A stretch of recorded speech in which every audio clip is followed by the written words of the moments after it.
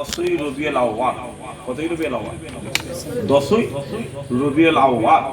কিন্তু 11ই রবিউল আউয়ালে চাঁদ আসমানে উঠে গেছে। খোদার কসম, কোন নবীর মতে, কোন ইমামের মতে আমিনার ঘরে রাসূলুল্লাহ হাজির হয়ে গেছে।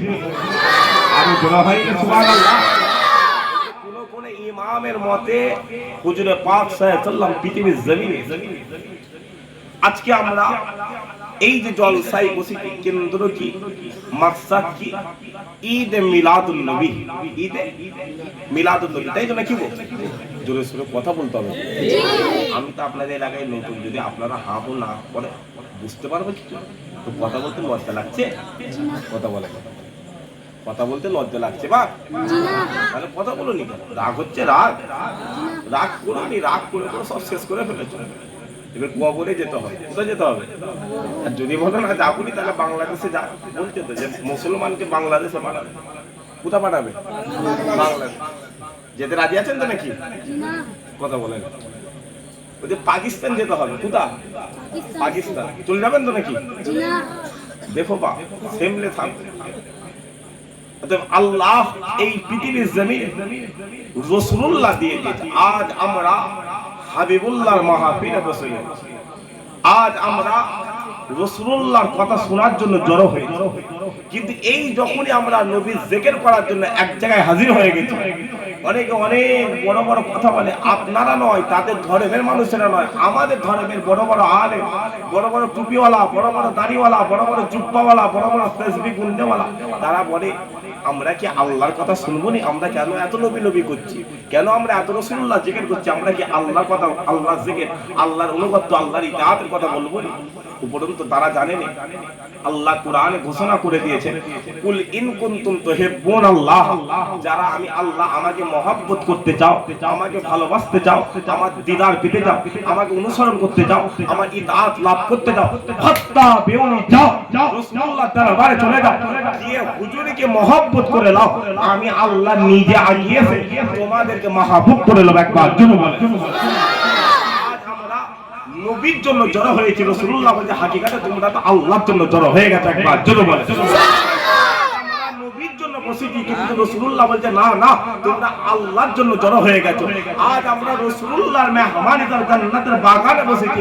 আল্লাহ বলছে তোমরা হাকিকাতে আমি আল্লাহ আমার জন্য হাজির হয়ে গেছে। একবার জোরে বলেন। এই যে আজকে আপনাদের জলসা হচ্ছে না ভাই, কথা বলেন। এই গ্রামের নাম কি? পাথরডোবা, তাই তো? এই পাথরডোবা জমিন, এই গ্রামে এই প্যান্ডেলটা হয়েছে না হয়নি? মাইক হয়েছে, লাইটিং হয়েছে। আমার পরে কেউ কি আছে? কথা বলবেন। কেউ নেই? আমি চলে গেলে মাইকটা থাকবে? আমি চলে যাওয়ার পরে প্যান্ডেল আর থাকবে?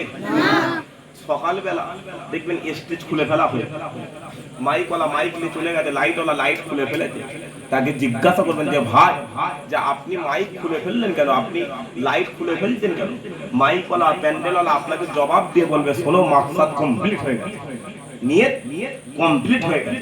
আপনি মাইকওয়ালাকে বলবেন যে ভাই, আপনি এই রকম ভাবে যে সাজিয়েছেন, এই রকম ভাবে যে প্যান্ডেল করেছেন, এই প্যান্ডেলকে আবার করতে পারবেন?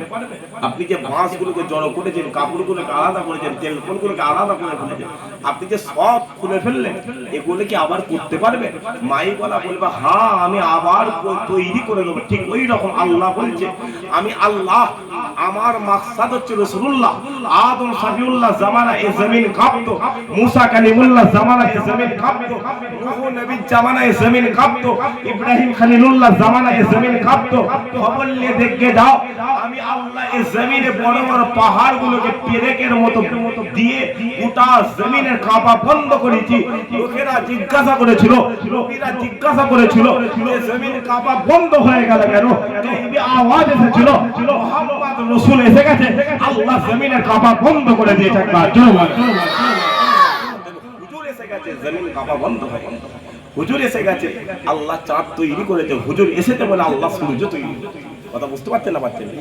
অনেকে যদি বলে যে মুসলমান হাঁটা, মসজিদের মাইক খুলে দাও, আজান বন্ধ করে দাও, তাদের ঘরে বলে দেবে শোনো, আল্লাহর মাকসাদ কমপ্লিট হয়ে গেছে। আল্লাহর মাকসাদ, আল্লাহর মাকসাদ কি? হাবিবুল্লাহ। মাকসাদ কি? জোরে শুনে বলে।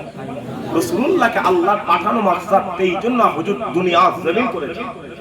রাসূলুল্লাহ এসে বিদায় নিয়ে চলে গেছে, আল্লাহর মাকসাদ কমপ্লিট হয়ে গেছে। আর কোন নবী আসবে না, আর কোন রাসূল আসবে না, আর কোন কিতাব আসবে না, আর কোন জামানা হবে না, আর কোন নতুন করে উম্মত আসবে না। আল্লাহ যখন চাইবে এই জমিনকে আমার আল্লাহ ফানা করে দেবে। একবার জোরে বলেন মাকসাদ কমপ্লিট হয়ে গেছে। আল্লাহ বলছে এটাই শেষ জামানা।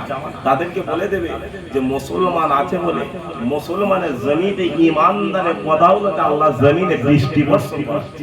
কথা বুঝতে পারছেন না বাচ্চা? ঈমানদার আছে বলে আজ জমিনে ফসল ফুটছে, ঈমানদার আছে বলে আজ আল্লাহ আসমানে সূর্য উঠছে, ঈমানদার আছে বলে আল্লাহ আজ দুনিয়া রেখেছে। ঈমানদার চলে যাবে, দুনিয়া ফানা হয়ে যাবে।